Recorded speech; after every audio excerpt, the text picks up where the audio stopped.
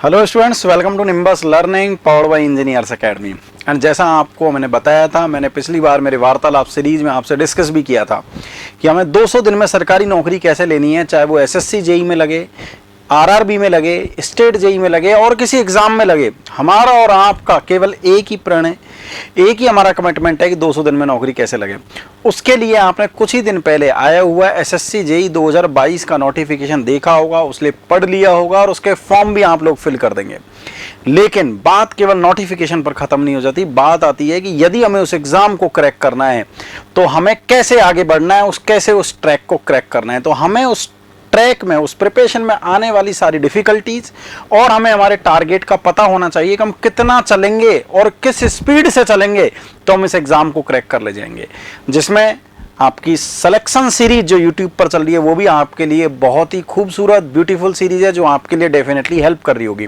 लेकिन साथ में आपको ये भी पता चलना चाहिए कि हमारा टारगेट क्या है।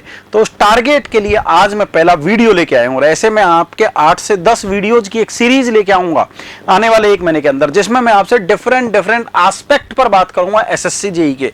उस सीरीज का ये पहला वीडियो है जिसमें हम ये डिस्कस करने वाले हैं कि एसएससी जेई 2022 का यदि प्री एग्जाम आपको निकालना है तो आपको पता होना चाहिए कि इस एग्जाम को निकालने के लिए पहले जिन बच्चों ने एग्जाम दिया था उन्होंने कितने चैलेंजेस फेस करे थे, उन्होंने क्या टारगेट अपना रखा था, तब जाके आप उस एग्जाम को वो लोग निकाल पाए थे। यदि आपको वो गोल पता होगा, यदि आपको पता होगा कि मैं इतने मार्क्स ले आऊं तो मेरा प्री निकल जाएगा, तो डेफिनेटली आपको उस एग्जाम को निकालने में, उस क्रैक करने में बड़ा बेनिफिट होने वाला है। तो आज हम ये डिस्कस करेंगे कि प्रीवियस ईयर्स में 2017 में, 18 में, 19 में और 20 में जिन स्टूडेंट ने एग्जाम दिया था उनके कितने मार्क्स आए थे, कितनी वैकेंसी थी, किस कैटेगरी से थे और कब वो क्वालिफाई कर गए।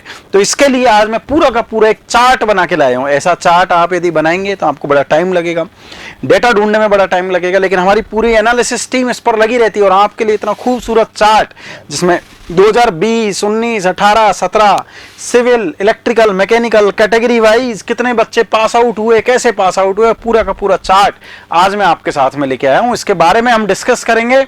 डिस्कस करने से पहले आप सबसे मैं रिक्वेस्ट करूंगा कि आप इसका एक स्क्रीनशॉट ले लें ताकि ये चार्ट आपके पास हमेशा रहे और आपको पता चलता रहे कि हमें कैसे प्रिपरेशन करनी है और किस टारगेट को ध्यान में रखते हुए प्रिपरेशन करनी है।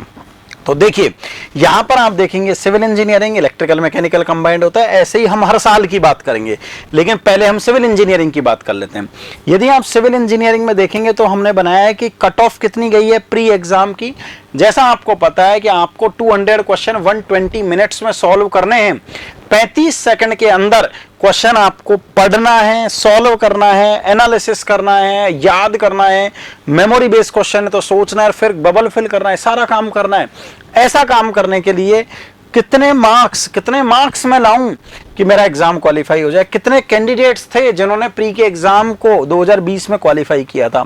ये कैटेगरी वाइज भी पूरा एनालिसिस है, SC, ST, OBC, unreserved, OH, HH, EWS और टोटल कैसा कितना कहता है।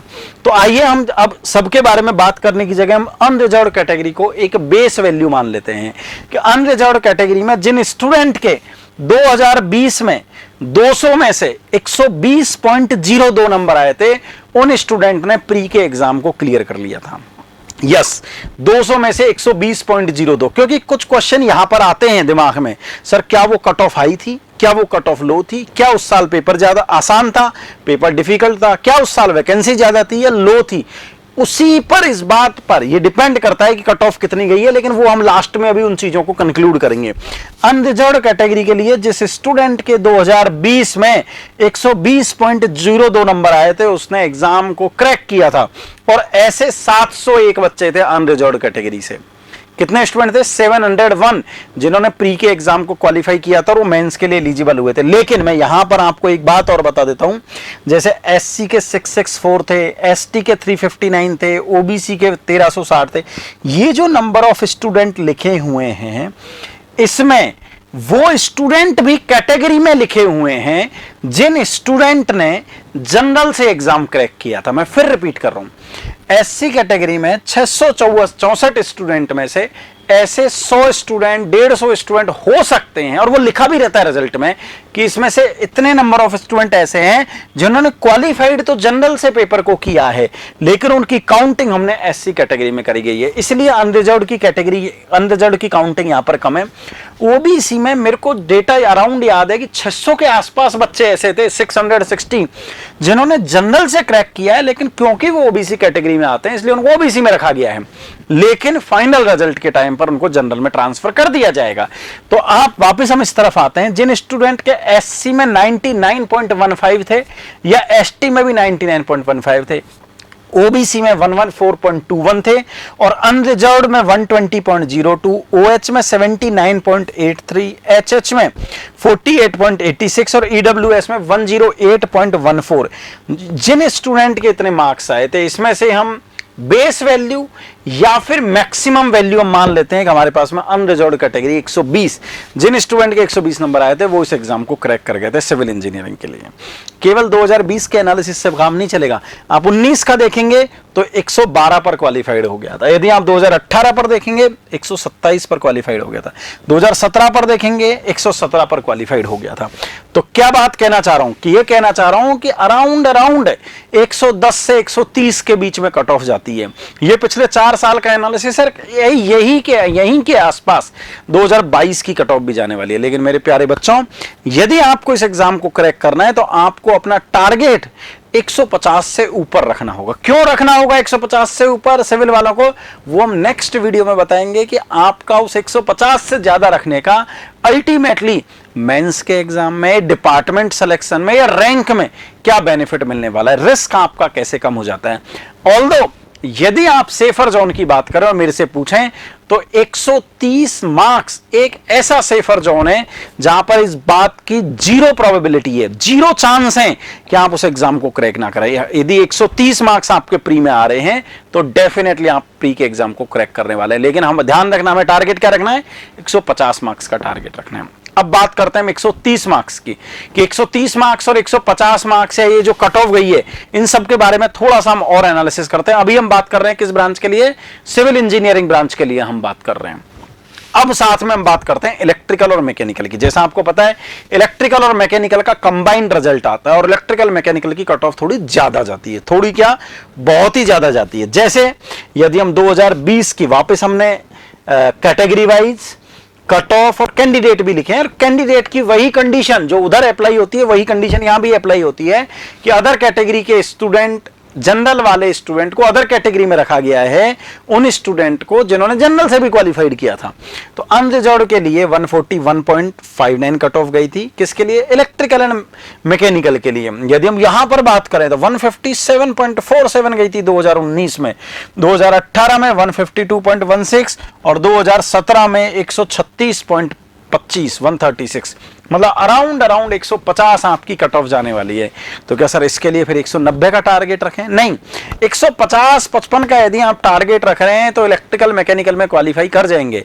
लेकिन मेंस में बेनिफिट लेना है, डिपार्टमेंट में बेनिफिट लेना है, रैंक में बेनिफिट लेना है, तो आपको 180 का टारगेट रखना चाहिए। यदि आप 150-55 का टारगेट रखते हैं तब भी डेफिनेटली आप उस एग्जाम को क्रैक कर ले जाएंगे। अब ये 150-55 इलेक्ट्रिकल मैकेनिकल के लिए या फिर सिविल इंजीनियरिंग के लिए 130 मार्क्स आपके आएंगे कैसे? इसके लिए आपको पता है यूट्यूब पर हमने बेस्ट सीरीज चला रखी है, सफलता सीरीज, डेली होती है शाम को, कई सारे सब्जेक्ट हो चुके हैं उसमें, स्ट्रेंथ ऑफ मटेरियल हो चुका है सिविल इंजीनियरिंग का, पावर सिस्टम हो चुका है इलेक्ट्रिकल इंजीनियरिंग का, मैकेनिकल के भी कुछ सब्जेक्ट हो चुके हैं।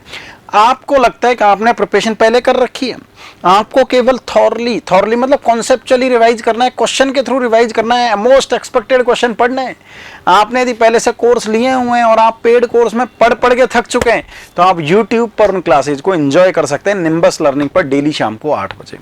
यदि हाँ आपको लगता है आपने प्रिपरेशन नहीं करी, आपको डिटेल में पूरा सब कुछ पढ़ना है, तो आप हमारे ऑफलाइन सेंटर्स को भी विजिट कर सकते हैं, जो कि आपको पता है इंजीनियर्स एकेडमी के 16 सेंटर हैं 8 स्टेट्स में, जहां पर सारे ही तरीके के बैचेज चलाए जाते हैं। लेकिन यदि आप ऐसी जगह पर हैं जहां पर आपके पास ऑफलाइन बैच की फैसिलिटी नहीं है, आप ऐसे शहर से बिलोंग करते हैं, तो हमारे 2 बेहतरीन बैच, जिसका आपको पता है एसएससी जेईई 2022 टारगेट है, एक है फास्ट ट्रैक बैच और एक है आपका कौन सा बैच जानते हो नहीं जानते हो बच्चों? दूसरा बैच है आपका सफलता बैच। ये दोनों ही बैच बेहतरीन तरीके से प्री रिकॉर्डेड पूरे कोर्सेज, प्रैक्टिस के लाइव क्लासेज, सफलता बैच में प्रैक्टिस लाइव 10,000 प्रैक्टिस के question, most expected question, YouTube पे चल रही है जो क्लास, उनसे अलग टाइप के क्वेश्चन आप उन क्लासेज में एंजॉय कर सकते हैं। टेस्ट दें, प्रैक्टिस करें, बेहतरीन तरीके से पढ़ें, तो डेफिनेटली आपकी सफलता को कोई नहीं रोक सकता। आपका और हमारा लक्ष्य केवल एक ही है, 200 दिन में कैसे हम सफलता हासिल करें। यदि आपको इन बैचेज की या और भी कोई ज्यादा डिटेल चाहिए तो आप हमारे हेल्पलाइन नंबर 7374000888 पर बात कर सकते हैं, या आप इस वीडियो के कमेंट सेक्शन में भी अपनी बात रख सकते हैं।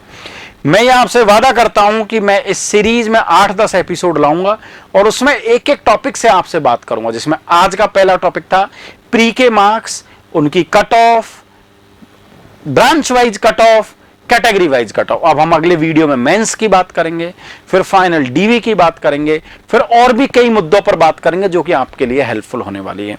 तो बने रहिए निम्बस लर्निंग पर। We will see you soon in the second video of this बेहतरीन series. Wish you all the best wishes from the entire team of Engineers Academy and Nimbus Learning. Thank you. If you really like the video, please hit the like button, share the video, subscribe to our YouTube channel and press the bell icon for the latest updates. Thank you.